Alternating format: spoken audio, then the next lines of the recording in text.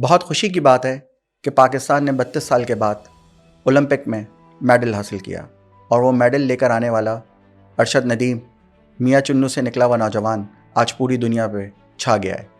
اس نوجوان کی کہانی بہت زیادہ انٹرسٹنگ ہے، اس کی محنت کی کہانی ہے، اس جذبے کی کہانی ہے جس جذبے کی اس وقت ضرورت پورے پاکستان کو ہے۔ پوری قوم اس وقت جس مہنگائی سے، جس پریشانی سے، جس طریقے سے مشکل حالات سے گزر رہی تھی، اس میں ارشد کی اس کامیابی نے سب کو ایک مقام پر جمع کر دیا۔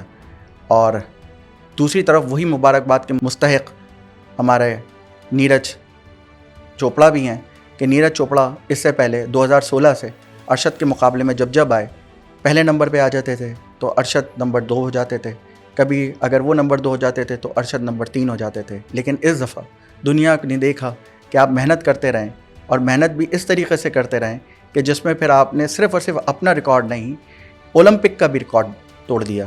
92.97% پہ جب آپ نے اپنی تھرو کی تو یہ وہ پرسنٹ ہے جو دنیا میں اس وقت 6 نمبر کی تھرو ہے۔ اس سے پہلے دنیا میں جتنے لوگوں نے تھرو کی ہے وہ 97%، 98% تک گئی ہے، لیکن کسی ساؤتھ ایشیا کی یہ پہلی تھرو تھی جس نے 92.7 کراس کیا ہے، اور یہ بہت بڑی بات ہے۔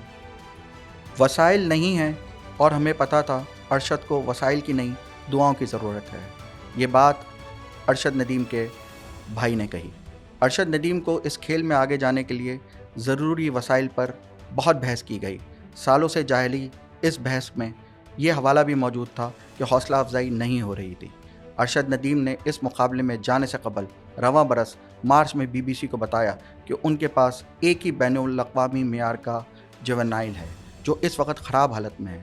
دوسری جانب ان کے حریف ہندوستان کے نیرج چوپڑا کے پاس حکومت کی طرف سے جو مہیا کیے گئے جوینائل تھے وہ تقریباً 180 کے قریب موجود تھے۔ انہوں نے بتایا تھا کہ کسی جوینائل کی قیمت 8 لاکھ روپے کے قریب ہوتی ہے، جو کہ ایک بہت مہنگی رقم ہے۔ سن 2016 میں گوہاٹی کے مقام پر ہندوستان کے نیرج کے مقابلے میں پاکستان کے ارشد نے 78.33 کے ساتھ پاکستان کا ریکارڈ توڑا، اور وہیں سے یہ بات مشہور ہو گئی اور اس بات کا شہرت پھیل گئی کہ کوئی ایسا نوجوان میاں چنو میں موجود ہے جو ہندوستان کے نیرج کو کبھی بھی مقابلے میں ہرا سکتا ہے۔ لوگ کہتے ہیں مواقع نہیں ملتے، مشکلات کے سبب ہمارے لوگ آگے نہیں پہنچ پاتے، رکاوٹیں ہوتی ہیں، راستہ روکنے والے ہوتے ہیں، نامساعد حالات ہوتے ہیں، حکومت مدد نہیں کرتی، سہولتیں نہیں ہوتی، حوصلہ شکنی کرنے والوں کے بھی جتھے موجود ہوتے ہیں۔ ان سب چیزوں سے لڑ کر، ہر مسئلے کا سامنا کر کے اگر کوئی آگے نکل جاتا ہے تو وہی سپر اسٹار ہوتا ہے۔ وہی سپر اسٹار ساری آسانیوں سے، موافق حالات سے اور تمام تر آسانیوں والے ماحول میں گولڈ میڈل لانے والے ملکوں میں درجنوں ملکوں کے درمیان کھڑا رہتا ہے، مگر سپر اسٹار وہ ہوتا ہے جو ان ناممکنات کے سمندر سے نکل کے بحر ممکنات میں داخل ہو جاتا ہے۔ بس تاریخ اسی پر فخر کرتی ہے، جسے پاکستان کی تاریخ ارشد ندیم پر فخر کرے گی۔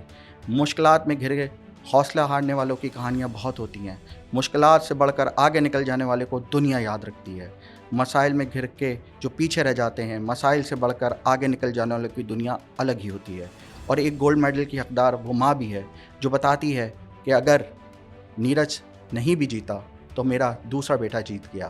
تو یہ میڈل ماؤں کے نام، یہ میڈل ہر اس ماں کے نام جن کے بچے دنیا میں آگے نکلنا چاہتے ہیں۔ ماں تجھے سلام۔ اور سب سے اچھی بات ان ماؤں کے لیے ہے کہ ایک طرف ارشد ندیم کی والدہ اور دوسری طرف نیرج چوپڑا کی والدہ، دونوں طرف جو محبت کا سلسلہ تھا وہ اس کھیل سے بڑا ثابت ہوا۔ دونوں طرف پنجاب کی ماں ہوتی ہے۔ پنجاب کی ماں میں اس لیے کہہ رہا ہوں کہ دونوں کا تعلق خطہ پنجاب سے۔ اتنی پیاری بات انہوں نے کہی جب ان کو پتہ چلا نیرج کی والدہ کو کہ نیرج اس دفعہ سلور میڈل جیتے ہیں، تو انہوں نے کہا کوئی بات نہیں، ہمیشہ وہ گولڈ میڈل جیتتا تھا، اس دفعہ میرے دوسرے بیٹے نے جو ہے گولڈ جیت لیا۔ اور جب یہاں ماں کو کہا گیا تو ماں نے کہا کہ مجھے معلوم تھا کہ وہ جتنی محنت کر رہا ہے اس کو تو جیتنا ہی تھا۔ تو ماں تجھے سلام، اور یہ تمام ان ماؤں کو سلام ہے، اور اس کو جذبہ ہے کہ جن کے بچوں نے اپنی ماں کی دعاؤں کو مد نظر رکھتے ہوئے اتنی محنت کی کہ اللہ تعالیٰ نے ان کو آج یہ مقام دیا کہ وہ دنیا پہ کامیاب ہوئے۔ شکریہ۔ Like, share and subscribe Clay TV, and do not forget to click on the bell icon.